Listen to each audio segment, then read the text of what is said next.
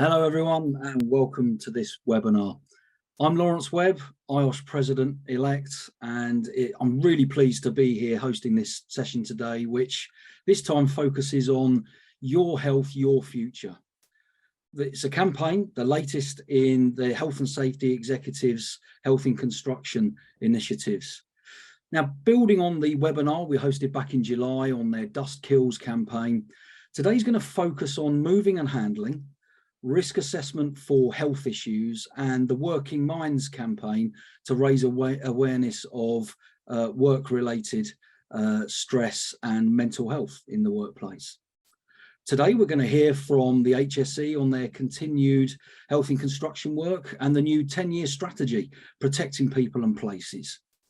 As usual, there'll be an opportunity for questions, of course. So please, if you have any questions, put them into the Q&A box at the bottom of your screen.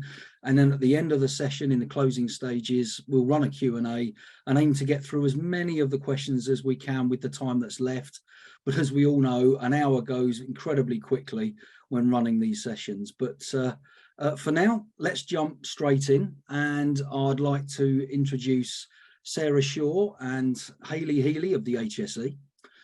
Sarah is an HSE inspector by background. She's previously led the HSE construction operations team for Yorkshire, the North East and Scotland.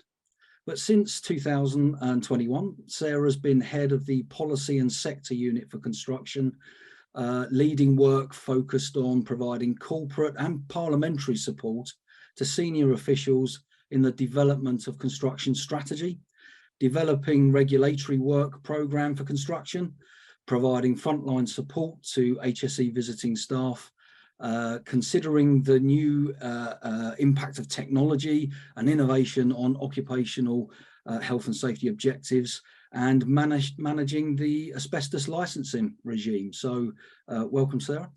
And then her colleague Hayley joined the HSE in 2000 as an inspector and has spent most of her time in the construction division, initially as an operational team member before moving to the HSE's construction division health risk management unit in 2015.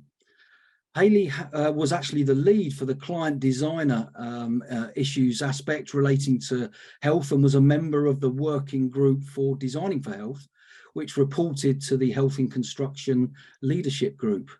And her current role in the construction sector regulatory support unit sees her involved in supporting operational inspectors through the provision of regulatory advice, training, and the development of guidance. So welcome both. Thank you for taking the time to join us today. I know you're incredibly busy, but let's get started straight away. And it's my pleasure to hand the floor straight to yourselves for your presentation. Okay, and I'll just get this set up. Shall I, Sarah? Go on. Yes, please. Thank you, Lawrence. Thank you for the introduction. So in our previous HSE webinar, I and my colleague, Joanne Michael, introduced the work on health that HSE Construction Division is doing. And we talked about our campaigns, we talked about our priorities. And the main focus on that session, as Lawrence has mentioned, was on dust kills, our respiratory work. And there is going to be a report on that campaign that will be available fairly soon, and we can share that with you. So today, we want to, again, continue this communication about tackling ill health in construction. Health is a long-term commitment for us. We want to keep that messaging going. And today, with a specific focus on our moving and handling campaign that Hayley will talk about. But before that, I want to go through some other materials and some recap. And as Lawrence mentioned, the Working Minds campaign relating to work-related stress and mental health. So I'm going to give some context and approach. I'll give a little bit of a recap on the new HSE strategy, Protecting People and Places, because this is where it all fits and this is where we're going to continue this messaging. I mentioned Working Minds. October is a focus month for construction, so it's quite pertinent that we cover it today. And then, as I say, I'll hand over to Hayley to look at moving and handling and the ongoing campaign at the moment. So the strategy for HSE, HSE's 10-year strategy, Protecting People and Places, was launched in May. It's bringing HSE's approach in line with changing nature of work, in line with extra roles that HSE now has, basically to modernise our approach. You'll be aware that we're picking up the role of the building safety regulator, and we're also expanding our work on chemicals because of since Brexit we have a broadened role. And so that's key to that is modernising it. But importantly, traditional occupational health and safety risks remain, and they are embedded in the strategy as well. So we don't forget those, but we've got a real focus on where do we have most impact, where do we need to have most impact, and where can we make the biggest changes to contribute to society. And Protecting People and Places outlines 5 main strategic objectives, and the number 1 strategic objective in there is relating to health. So if you haven't had a chance, if you go on our website, you'll be able to see the strategy and read that. So a recap on HSE's health and work priorities.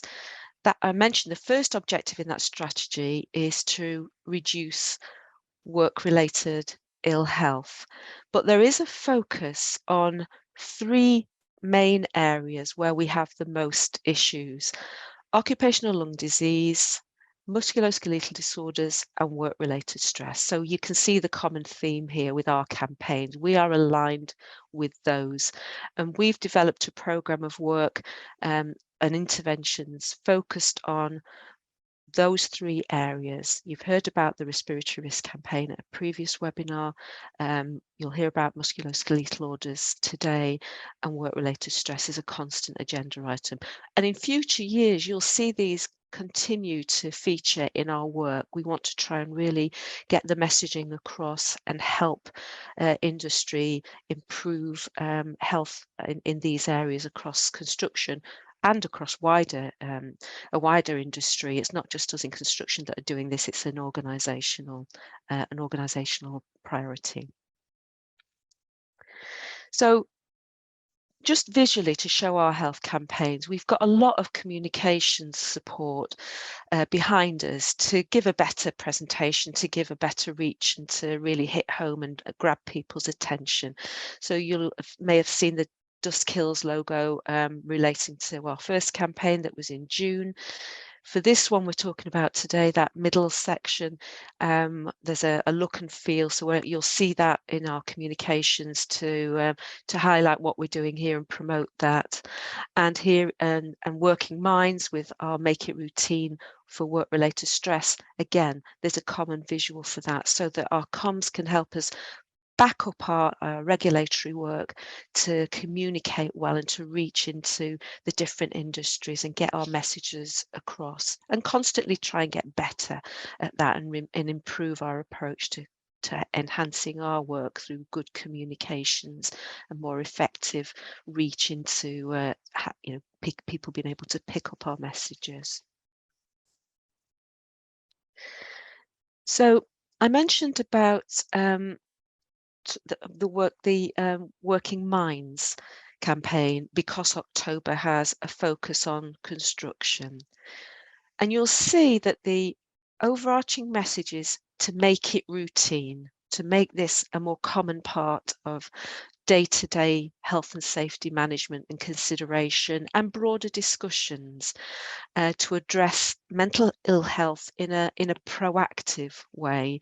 We're trying to get that into the workplace thinking as people are talking and planning their initiatives and work and day-to-day activities. So that's the key message, is about being proactive in what we do and trying to then help people to be proactive, because it's not an easy topic for people to initiate sometimes or start the discussions about, and that's partly where our focus is to try and help initiate and support discussions to get things moving. So again, I've mentioned the logo. You can see this wherever we've publicised our Working Minds campaign, and we've reached out to many different bodies to get them on board. So we're campaigning and communicating via our campaign's website, and if you haven't seen that website, we'll make sure you get the link to that either now or later. But it's a separate website to the main HSE website. HSE website can sometimes be a bit off-putting for people. They don't necessarily always go there for the people that we'd want to reach. So we've got a separate website that's just related to campaigns that we target people towards for this material in a focused way. And you'll see all of our campaigning there across HSE, but this is there for construction on that website. And in this slide, it's trying to make the point about trying to help people think about, well, what is it that causes or contributes to work-related stress in the construction industry, and particularly at the smaller end? How do we help people think about this as a topic?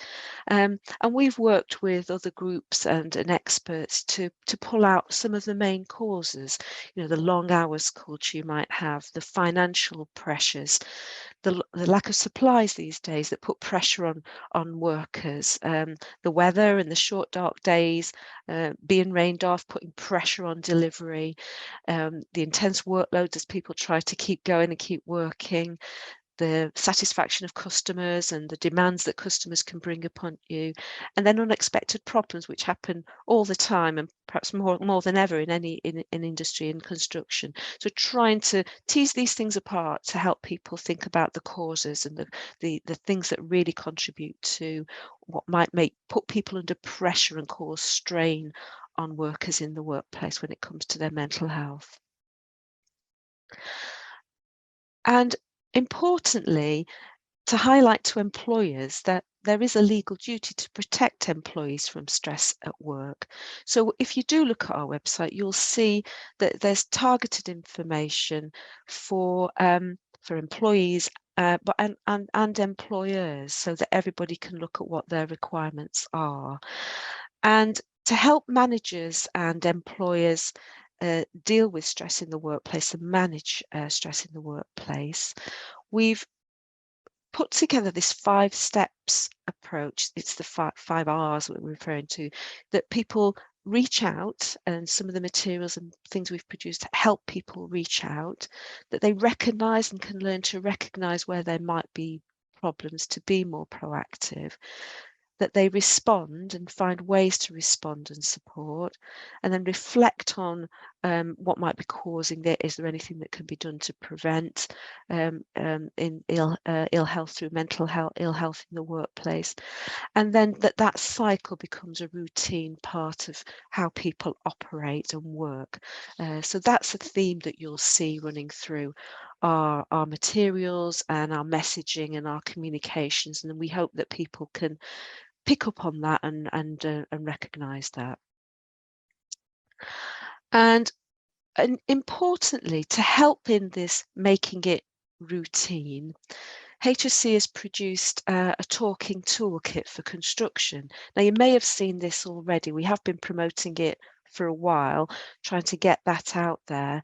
But this is aimed at helping people have the right conversations, initiate discussions in a structured way that picks up on those causes, so those demands, the control elements, how can support be given, the roles, what changes are taking place, relationships, linking back to those 5 R's. So it helps people think it through and gives you a framework.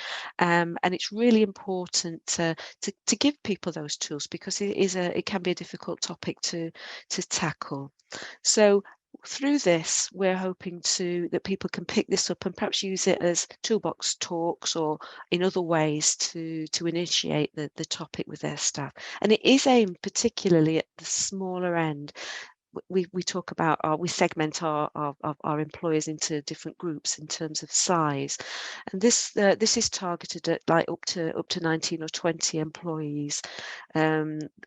The ones that might not necessarily engage with everything that we do on a daily basis, but we want to get to.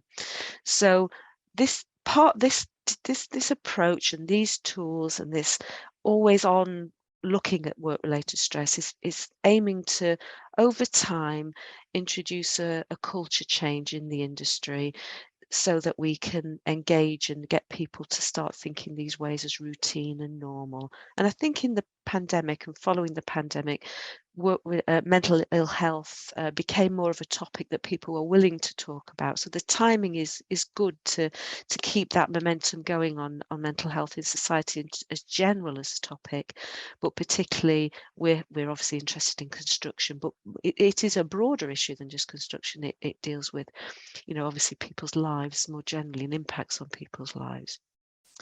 One thing, if I could direct you to our website for work-related stress and the Working Minds campaign, you'll see on there a request for champions. We like to, if you are able to be a champion or encourage or publicise our messaging, there is a request where you can sign up as a champion or seek others to sign up as champions. And that's to increase the engagement, increase the spread of this, to spread messages. So if you are able to, it's quite simple to sign up to this, and you'll be able to get extra information and newsletters and ideas on how to promote the Working Minds messages for construction. And we also do need case studies of where the tool's being used, case studies of the kinds of issues that people are facing and how they've been tackled. So if there are any case studies out there, they're always helping to actually keep the information flow and give feedback to help each other and to help others on work-related stress. So please take a look at our web pages if you're able to, and give them an explore. So on Working Minds and in relation to construction, there are many bodies looking at this and involved in work-related mental ill health and work-related stress. So HSE is working with other experts, we're working with and through others in the construction industry to learn, to reach out, to work through their channels, to really kind of increase our impact and make use of their expertise in this area. So they're part of our campaigning, they're part of our work. We have particular relationships with different groups to make sure that we're all joined up on this, and we've got consistent messages, and we're helping one another to really improve this area. So that's another thing to note, and particularly encourage you to look at the app that's being produced that gives you on work-related stress, that gives you access to even more information and tools, and promote that app for others to use, so that it gives more advice and more support. So that's something else that you can do through either the Apple App Store or Google, and it's readily available again with the if you just search that on your smartphone. So with that, I'm going to stop, and I think it's time that I hand it over to the third kind of main element of today, which is the live campaign we've got going on at the moment on moving and handling, that Hayley's going to pick up with you now and tell you where we're going with that. So I'll hand over to Hayley now. Thank you very much. Thank you. Thanks, Sarah. Okay, I'm Hayley Healey, and I would like to cover the current campaign, which started on October the 3rd and is running for 6 weeks until Friday, the 11th of November. Okay, so firstly, I want to provide a brief overview of the campaign, give a bit of an explanation about what the problem is and how the initiative fits into the construction division plan, give you an overview of what we want to achieve, how we're going to try to achieve this, and the approach that we take on enforcement. And finally, I want to give you some examples of handling equipment that is currently available. So what's the problem? Why are we doing this? If we look at the construction stats for ill health, the stats, I think, quite quickly help to explain why we're focusing on ill health.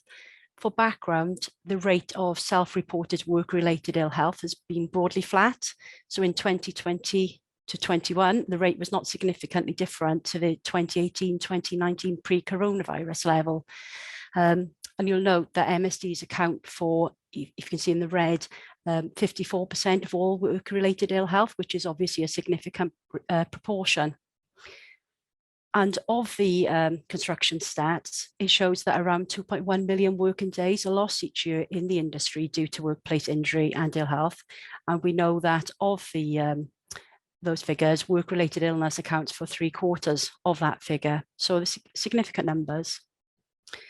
So if we take the 54% that was just highlighted, that equates to an estimated annual average of 40,000 work-related cases of musculoskeletal disorders. That's either new or long-standing. So the rate is significantly higher than that for workers across all industries. So we know that MSDs can have a significant impact on individuals, employers, and the wider economy. So therefore, regulating MSDs is a priority and core activity for HSE. So how does the campaign fit into our plan of work? Well, Sarah's just explained the HSE strategy 2022 to 2032. And one of the key strategic objectives is to reduce work-related ill health. So from that then, the construction division every year, along with other divisions in HSE, has a plan of work. So this is just a brief extract from that work plan. And as you'll notice, it's about carrying out proactive work, and it mentions the 2 major health focus initiatives. And the aim is to complete 1,000 inspections in each campaign. And the target will be to inspect the highest risk activities such as refurbishment projects, and we'll use items such as non-mandatory investigations, concerns, and local intelligence to aid targeting those sites.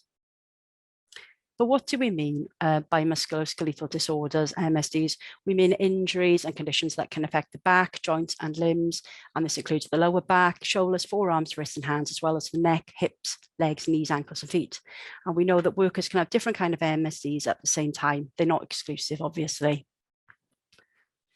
So what do you want to achieve? Well, the aims are to increase the profile of health issues related to moving and handling construction materials and encourage industry to focus on reducing exposure to tasks creating the risk of musculoskeletal injury. We want to focus specifically on tasks involving moving and handling construction materials, and where required, take robust enforcement action in line with HSE's operational guidance for moving and handling construction materials, and also the inspector training package that inspectors use, which includes a guide to enforcement. In year 1, which is where we're at, we aim to increase the use of the MAC tool and raise awareness of its existence and how it can help and address risks associated with moving and handling construction materials. And we want to gather intelligence on how moving and handling materials are managed in the construction industry to inform subsequent health inspection and enforcement work. And finally, we want to continue to promote HSE's Work Right microsite, which Sarah just mentioned, because that's where our campaign material will be hosted to influence employer behaviour and encourage duty holders to download free guidance and advice. And the objectives are that we want to support HSE's strategy to improve the health of construction workers by focusing on MSD risks associated with exposure to moving and handling construction materials. We also wanted to support the 2018 construction sector deal with its commitment to improve and embed high standards of health and safety practice across the industry, again by raising awareness of health issues in relation to MSDs. And we want to inform and develop and improve targeting of tasks and occupations within the construction industry where there's poor risk control and workers are at highest risk of developing MSDs due to their work.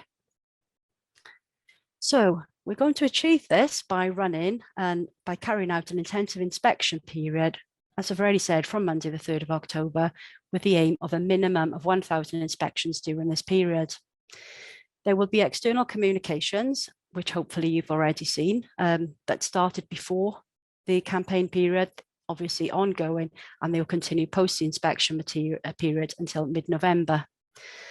The inspection periods and communications activities will be evaluated in December, as this will allow us to consider the input from all the inspection returns, and the timing will match when the communication activity has ceased as well.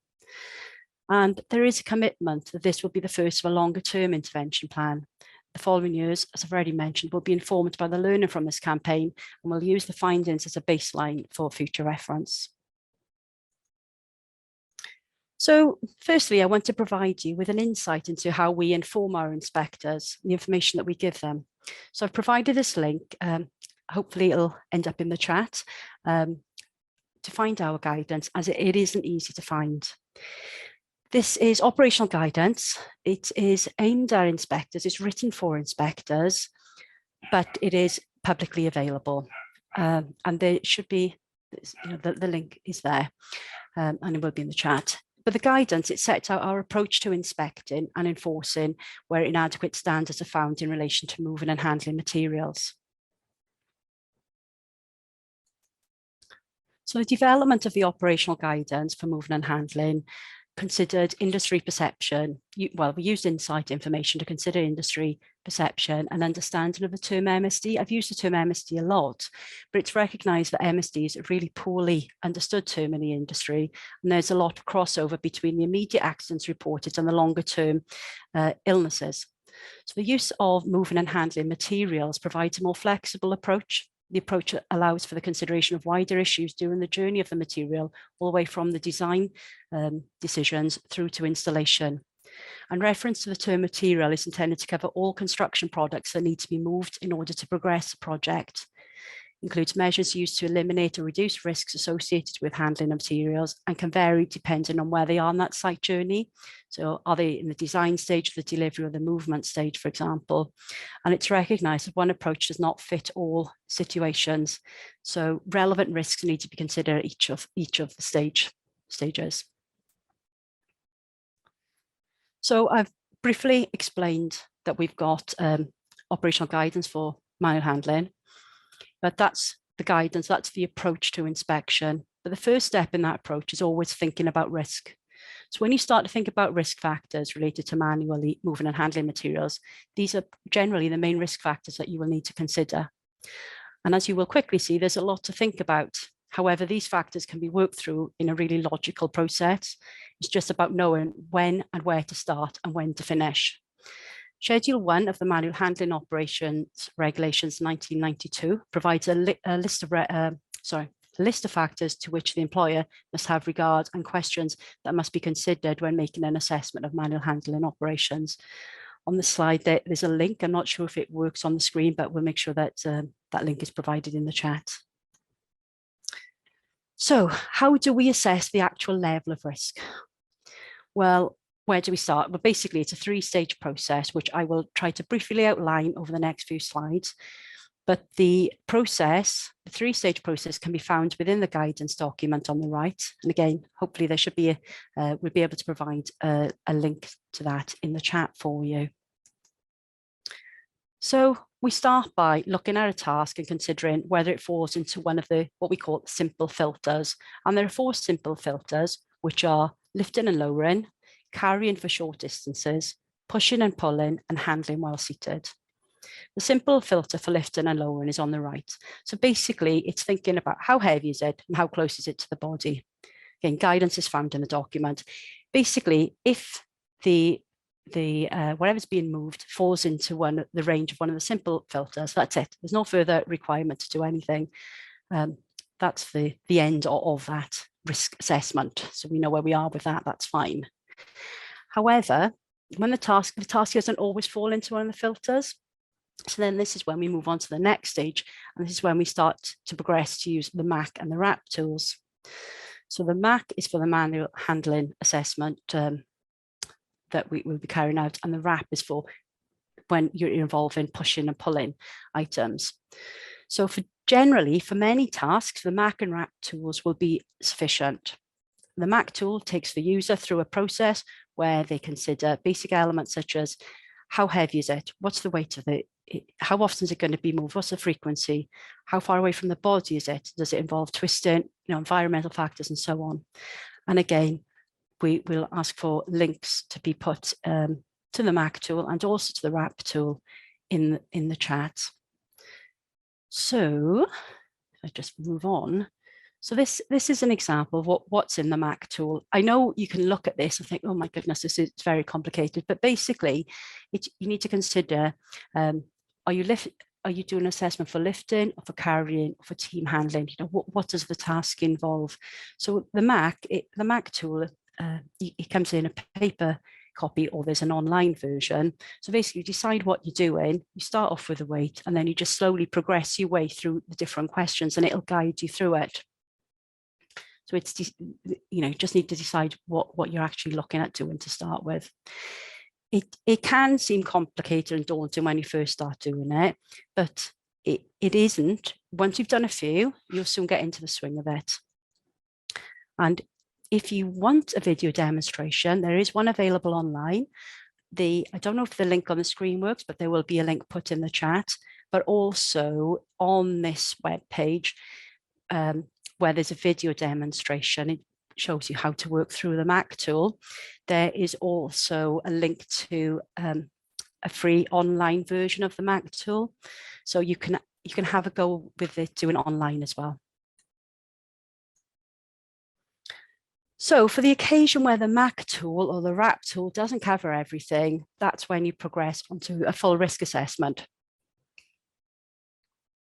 Again, guidance is available in the document that I referred to, and it takes you through it. So the first document I referred to regarding guidance on the regulations, that would be.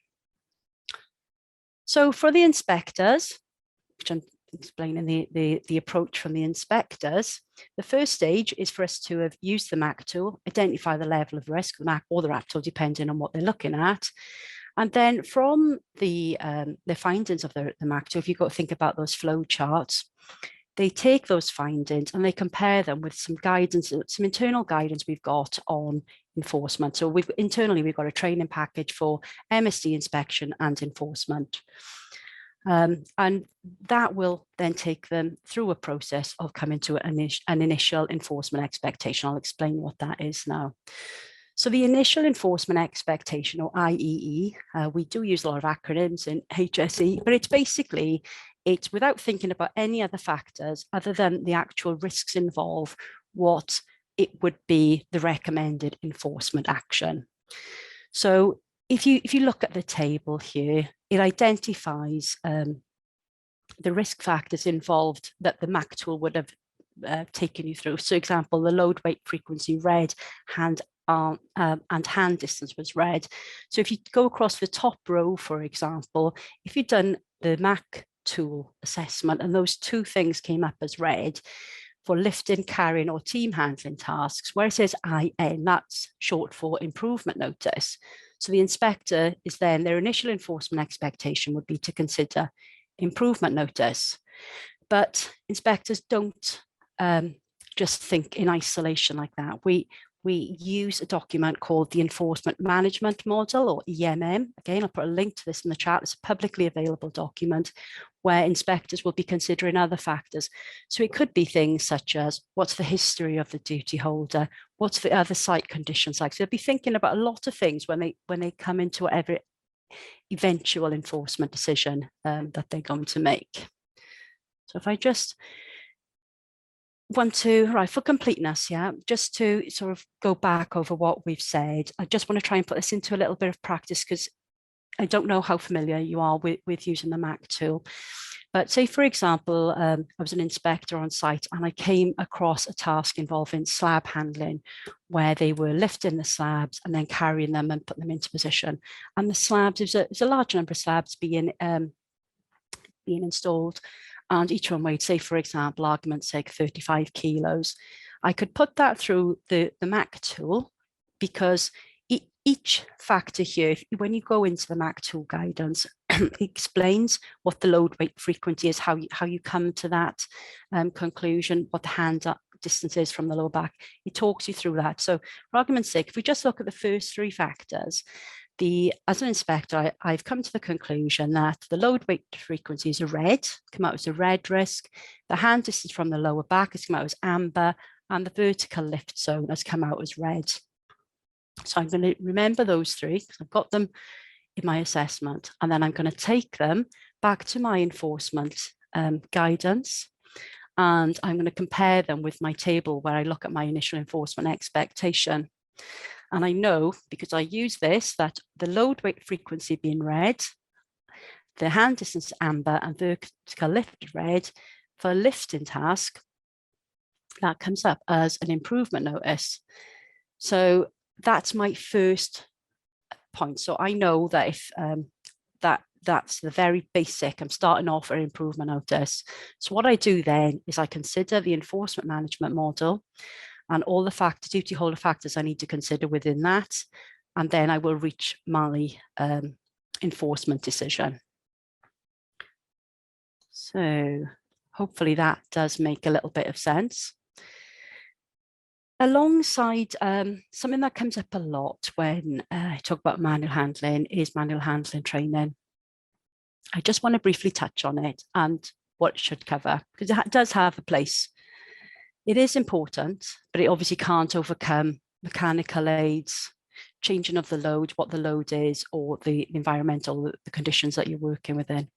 And it should be aimed at changing behaviours.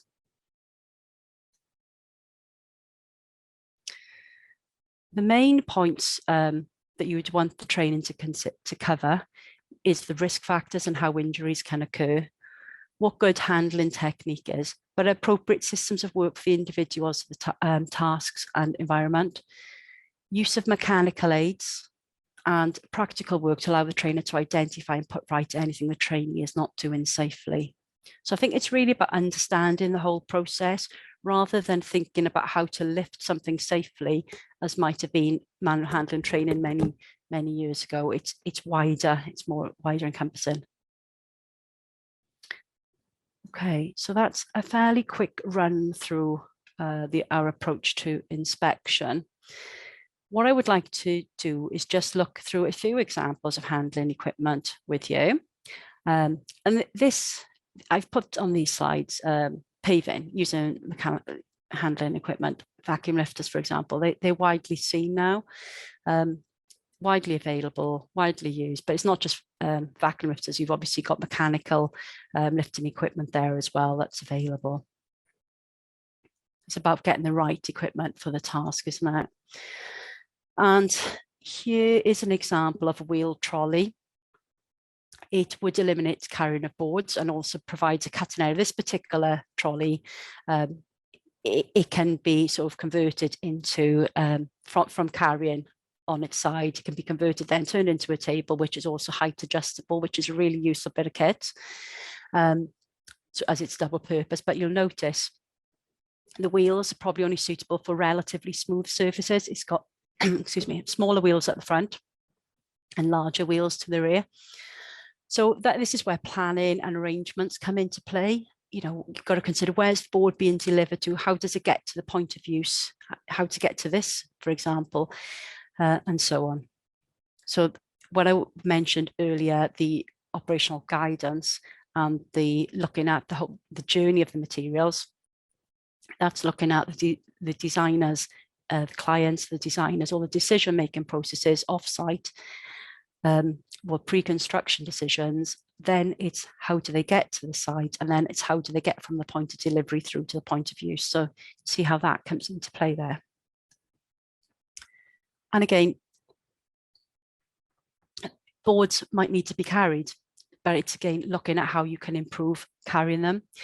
These aren't new, you know, or I'm showing you here, these things have been around for a long time, but I wanted to show these because they improve the grip. And if you've used the Mac tool, or if you're going to use the Mac tool, what you'll notice is that by making small changes, you can reduce the overall risk. So say, for example, if you improve the grip, that might bring the risk down. So if you've got a number of tasks that need to be assessed, you might not be able to deal with all of the tasks and reduce them all in one go. So you'll be looking at prioritizing them. So when you do a MAC assessment, you get an overall score. In addition to the colors, which we use, you'll get an overall score. And you can quite often tweak the level of risk associated with a task by making simple changes as you go through it. So things like hand grips might be enough to bring that down to a lower risk. these are the last photographs that I want to show you. Basically, this slide shows a excuse me, a panel lifter on the right. These are now widely used, and they're really good because they take the pressure off the upper limb and shoulders as the boards are supported for the operative. There's a specific disorder, musculoskeletal disorder, that people installing boards, plaster boards at ceiling level can become prone to.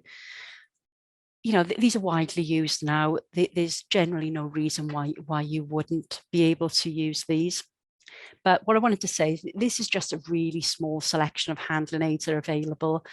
You know, it could cover every task, but what we tell our inspectors, we provide them with, you know, things that's available, tools and equipment that's available. But we always say to them as well, look, go online, do some research, start maybe looking at some hire companies, what's available, what have they got, what's available. It's always a really good starting point to understand what options are available for different tasks.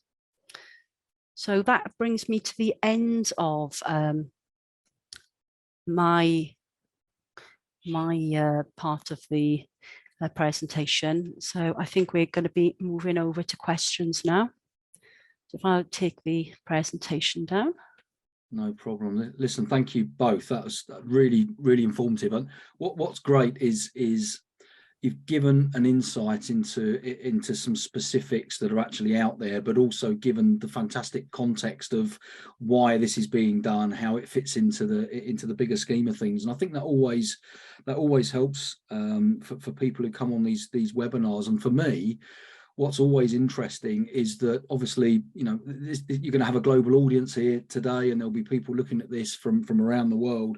The basic principles are the basic principles, and the HSE has got some great tools along with campaigns that actually can be rolled out anywhere because they're based on those really important principles. So I think that's an important point to make. So thank you. We have got some questions, which is all good. It looks like one of them sort of dropped off. But while we're sort of focusing on the manual handling and the lifting and carrying, is there any chance, Hayley, that perhaps you can just explain the link between what you've talked about and the repetitive tasks assessment tool as well, ART? Yeah, we in construction, the ART tool does obviously apply, but during this stage of the campaign, we're really focusing more than anything on the MAC tool to get that out there, to get that widely used. Then we'll move on to the, you know, as I say, it's a longer term campaign. So longer term, we'll be looking at the RAP tool. And I've discussed this with a specialist about moving on to the ART tool. And we're going to consider that longer term because it is there, it's available as a tool. And there are some tasks that are repetitive, obviously, as you know, in construction. And yeah, it can be used. It is more complicated than using the MAC or the RAP tool, which is another reason why we want to focus the MAC tool. As I said, you know, I tried to say when I was doing the presentation, it looks, you see all these different colors, all these different questions, and you can think it's a bit too much, but it isn't. When you get, you know, once you've used it a few times, you quickly become, it almost comes like second nature. You start thinking it through. The ART tool is a bit more complex, and it's there, as I say, there aren't as many tasks. So yes, it can be used and it's there as a tool to be used, but we're kind of trying to get everyone to a sort of common ground this year, and probably over the next couple of years we'll progress. If that answers your question. Yeah, no, I think so. Again, it's an example where there's a number of tools available, bearing in mind, you know, that these need to be scalable as well to different types of contracts and projects, and large organisations and small organisations. You know, keeping it simple is quite often the best way forward, isn't it? So yeah. So no, thanks for the explanation. So there's a few other questions that have come in, which is great. I'll just they're sort of linked very much to training here as well, and there's also a question about the enforcement side. Let's have a look at a couple of the training ones together. So Anthony's asked, is there a definitive answer on the level of training required? You know, would you accept on-site toolbox talks, or would you expect to see something a lot more formal in terms of certificates? Sarah, do you want me to answer this, or? I mean, I can make a start and then hand over to you, Hayley. I think the from an inspector's point of view, you want to know what the impact of any training is having. So if the toolbox talk is getting the messages across in a way that impacts how people are then operating, working and behaving on site, it's doing its job. If they're then going away and working safely and learning from that, it is doing its job. So that would probably be appropriate and sufficient. It also depends on the work on the site as well. What is the actual main activities taking place on the site? So we do, I mean, Hayley mentioned looking at this in terms of the round. There's an initial expectation about, it might be an enforcement in an improvement notice, but say if we saw that what was happening really was effective and was dealing with the issues that we'd raised in terms of getting a change of behaviour to actually understand lifting and handling techniques, then it's doing its job for training. I don't know if you want to add anything, Hayley. Yeah, I think the same, really. I think at the end of the day, it's about looking at, it's got to be the right training for the right site, for the right task. So yes, as long as it's doing its job, that's, it's like anything else, isn't it? You don't need more training than necessary, but you need enough. So it's getting that balance right. It's not always easy to do that. It'd be lovely if there was an easy answer to say, go and do this course. This is what we recommend, and it'll cover everything. But yeah. A key part of this is people consolidating what they've learned. So you may well do a toolbox talk and send people away on their way, but you want to then follow it up, really consolidate that learning. Have they really understood what they've been told? Are they applying it practically in the workplace? Because we can go on all kinds of courses, but then park that and come back and not really consolidate it, because obviously moving and handling, you're learning by doing, you're learning by planning, you're learning about thinking things through. Think the job through. How do you operate? How do you implement what you've learned? So I'd say the toolbox talks could do that, and then with some consolidation. So follow it up. Follow up and ask. Check again if it's actually achieving what you want to achieve and people have learned. Yeah, absolutely. It's all about that value add, and it also it's a great answer, because it also goes some way to answering a question that Patrick put in that's very, very similar, associated with what is enough, and it's it's that age-old sort of question which is deliberately left open-ended to put the onus on the right people to make the decision as to what that looks like, because it's open to so much variation, which is interesting. So thank you for that. There is a comment from Simon which is interesting. He says, when are the online 20-minute manual handling, bend the knees and keep the back straight courses going to be banned, as they serve no purpose other than ticking a box and allowing companies to think they've been compliant? I think it's more of a sort of a statement than something perhaps you can answer today, but it's an interesting point of view, actually. I think my response would be what they're being marketed for as well is something to consider. If they're being sold as a manual handling course, that they might be showing people how to lift safely. But it's, what I tried to say in the presentation, lifting is just, the training is just one part of it. It's about the whole process, isn't it? What we've talked about, the operational guidance, looking at what the design decisions are, thinking things all the way through. Because I was looking at what Patrick put in about the improvement that was from the HSE regarding manual handling training. Well, when as we try to say, it's about thinking in the round, isn't it? It's about looking at the task and other duty holder factors. So we look at the task itself, but we consider there's a lot of other factors that are being considered by inspectors when they're reaching an enforcement decision. It's never that straightforward. Very rarely straightforward. You wouldn't, yeah. And we're not in a position to really, to ban the other training. We can't stop that.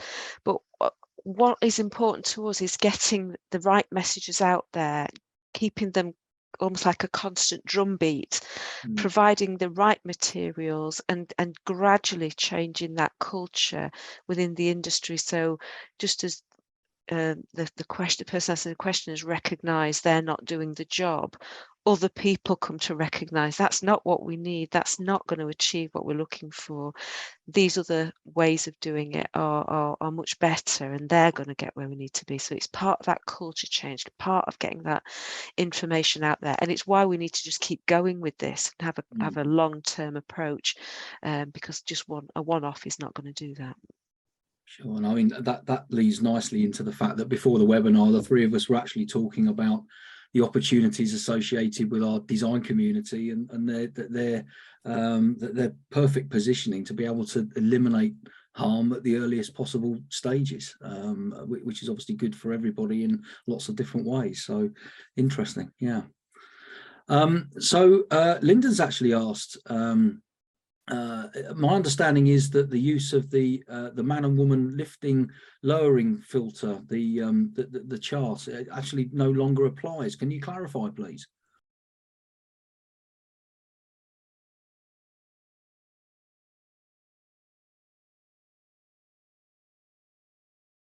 Okay, how about this one? I'm not quite sure. Maybe one for you, Hayley, but Elvis asks, where some of the tools advised for safer manual handling are not available or too expensive, what's the best way that I can tell workers or my, sort of line manager, boss, engineer, whoever, to actually adopt them if they're appearing to be something which is beyond their reach? Right. Well, it's difficult. Yeah, that's a good question. It's difficult to answer without knowing what task they're talking about, what equipment is being looked at. I mean, I think when you use the manual handling assessment, the MAC tool that we've been referring to, it does identify lots of different parts of that task. So you can kind of break it down. You can think, okay, there may be what's the highest risk, what's the biggest problems with that task. So it might be that, yeah, a bit of kit that does everything for you might be too expensive. I'm just talking without not knowing obviously what task we're looking at here, but it might be that kit that you can afford or could be invested in is available that would reduce the highest risk elements of the task. So that whenever I speak to our specialists, they're really, really keen on saying that. It's to say, well, it's not that we want to avoid all manual handling. It's about looking at the hazardous manual handling. So where you can break it down, there will generally be elements of it, like, basic equipment, like trolleys, things like that, on site as well. You've generally got lifting, moving, handling equipment on site. So it's about thinking a bit maybe wider than just saying that's the tool for that bit. It might be that there is only that piece of kit that would overcome that task. But I think that's how you need to approach it. And you also need to think, okay, is it going to save you time? Is it going to keep people in work? You need, it's a wider sort of thing than just looking at how much does it cost. That would be my advice, to sort of look at it a bit wider. And coming back to your point, Lawrence, about design and thinking about design, the broader kind of issue as well is about designing the work to try and avoid some of the unnecessary moving and handling tasks. So designing this, for example, designing the site, if you've got control over that, where are materials delivered to, which part of the site, where are they then going to be used, and avoid multiple movement of material. Try and plan and organize the work in a way that you can minimize the number of operations that require lifting and handling as much as you can. Not always practical, we know that, but think about that as well before you launch in. Okay, that's great, thank you. So one final bit from Alan asks a question, and maybe sort of just a minute from each of you on this, if that's appropriate. But is there analysis data on critical points in the construction process from a whole system perspective where MSD related risks are more prevalent, which is interesting? Is that something that the HSE gets involved in? Right. I'm not aware of any research where we've looked at any particular critical points within the process, but what I can say is we have had research carried out. It's not been published yet, but it's in its kind of final stages where we're getting a bit of a feel, and what it's looking at is maybe not the task, sorry, but the words gone, the roles within the construction process where they're most likely to be at risk of MSD. So we're hoping that will be available. I can't give a date, but that is in progress. Sarah, did you want to add? Yeah, I mean, we do try to follow up. We've got a research arm, and we do try to dig into these tasks, you know, to this type of area in more detail, to really hone in on it. And as Hayley said, that research is trying to sort of look at the specific roles on site, different roles on site, and the work that those roles are required to do to try and break it down in that way. So yeah, hopefully I think that will provide some of what might be being asked here, and it should be published or available shortly.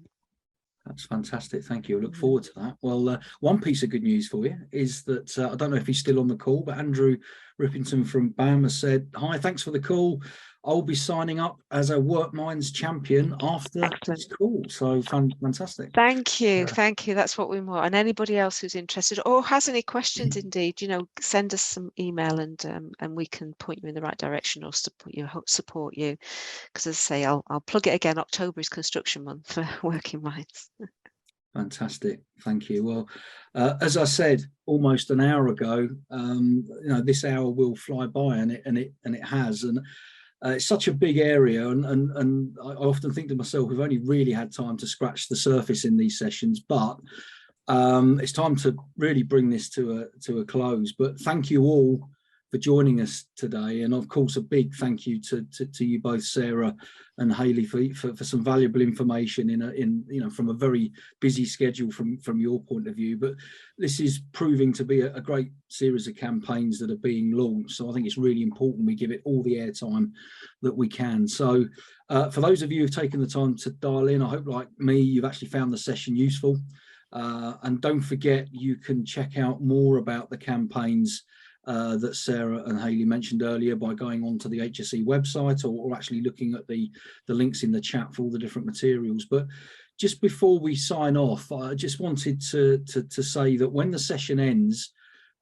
each of you who've attended today will automatically be sent a survey page with just a few questions from the HSE, asking to gather a little bit more data in relation to what we've talked about today. And it would be great for the campaign if you could just take a minute or so to put your thoughts down in the survey, because obviously all this will feed into the bigger piece. So I hope you'll have time to do that, and thank you in advance for addressing these to the benefit of the campaign. So I'm going to give you about a minute of your day back, so all that leaves is for me to say thank you once again for attending. Thank you, Sarah. Thank you, Hayley. And until the next time, it's goodbye. Thank you, everybody. Thank you. Bye-bye. Thank you. Bye.